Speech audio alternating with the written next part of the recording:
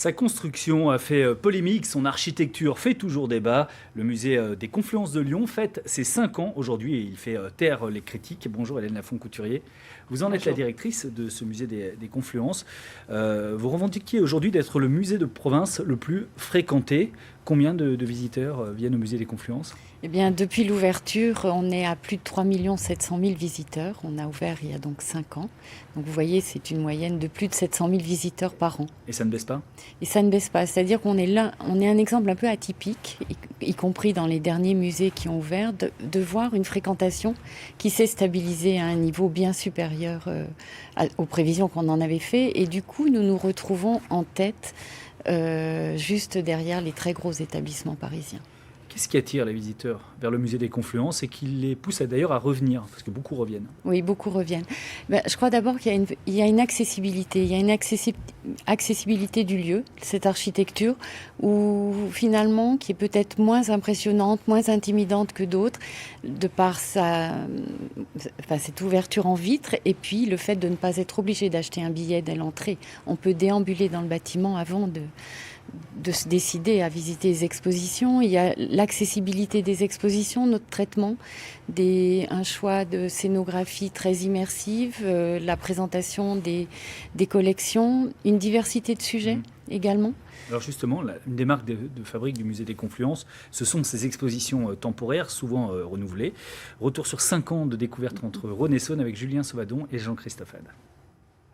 Avec 26 expositions temporaires proposées en 5 ans, 80 conférences et plus de 2800 animations, le musée des Confluences s'est imposé dès son ouverture comme le lieu incontournable des familles et des touristes. Pourquoi tu as voulu venir ici ? Parce que ça m'intéresse, puis qu'il y a beaucoup de choses qui sont merveilleuses. Je suis venue en visite à Lyon et je me suis dit qu'il fallait à tout prix venir dans ce lieu unique. Un certain nombre de choses viennent du musée Guimet, mais ici c'est tellement mis en valeur que c'est très impressionnant. En 5 ans, le musée s'est également fait une place de choix à l'international grâce à ses expositions qui voyagent partout dans le monde. De bon augure pour assurer sa pérennité financière. Avec son budget de 20 millions d'euros par an, Confluence fait office d'exception culturelle. C'est un musée qui est supporté par un seul partenaire public, qui est la métropole de Lyon. Vous savez qu'au début, on était avec le département qui s'est retiré. Mais on a réussi à le faire développer. Le musée a 30% de ressources propres, ce qui est assez exceptionnel pour un musée. Pour son anniversaire, le musée vient même de créer un fonds de dotation qui devrait lui permettre à l'avenir d'attirer des mécènes et de nouveaux financements. 5 ans, toutes ses dents et beaucoup d'ambition. La plus visitée des expositions temporaires a été l'expo Vénénum sur le poison avec des animaux vivants. Comment vous faites le choix de ces expos temporaires ? En fait, le choix, il se fait en interne, en échangeant entre nous. Et en fait, Confluence est un musée qui peut aborder de nombreux sujets. Donc, on veille à un équilibre à la fois entre... C'est un projet qui relève de l'histoire naturelle, de l'histoire des sciences et de l'histoire des cultures. Il n'y a pas de ligne directrice complète au musée. Ça se veut assez éclectique. En fait, on ne s'interdit aucun sujet. C'est plutôt le traitement qui est notre identité, une approche interdisciplinaire et puis ce choix d'un principe de narration. La prochaine expo au mois de février, ce sera sur les os. Sur les os, sur la collection d'ostéologie. On a le musée...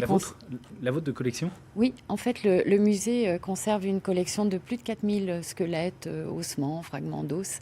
Et en fait, l'exposition va revenir sur ce que raconte l'os. C'est d'abord une matière à étudier qui permet de comprendre l'évolution. C'est aussi une matière que l'homme transforme, tout d'abord en armes, en œuvres d'art, aussi en objets comme des jeux. Et puis l'os, il est aussi cultuel, on le retrouve dans les reliques, il y a des usages différents et puis c'est source d'inspiration, y compris pour des artistes contemporains.